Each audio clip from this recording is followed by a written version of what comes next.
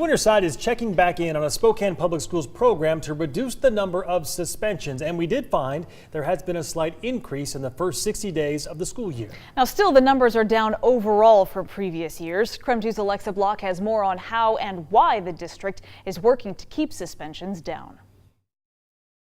About 2 years ago, Spokane Public School leaders began focusing on using more restorative practices to deal with students with behavior issues. So where a student owns the behavior, is held accountable to behavior, and looks to try and repair the harm that they've caused. Instead of suspending or expelling a student, perhaps they'll do community service or some mediation or in-school suspension. Still holding the student accountable to the behavior, but aren't necessarily removing them from their educational experience. The idea is to keep kids in school if they can.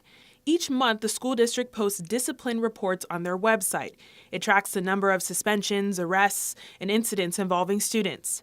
A recent report shows in the first 60 days of school a slight increase in exclusionary consequences compared to that time last year. These include any type of consequences that would keep a student out of school for a period of time. Last year, there were 969. This year, there have been 1,191. However, both years are down from the 2 years prior. School leaders say they are looking at the big picture, despite the small increase.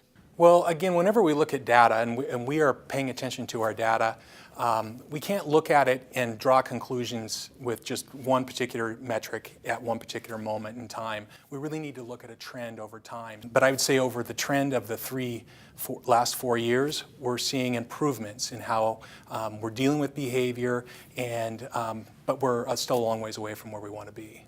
In Spokane, Alexa Block, KREM 2 News.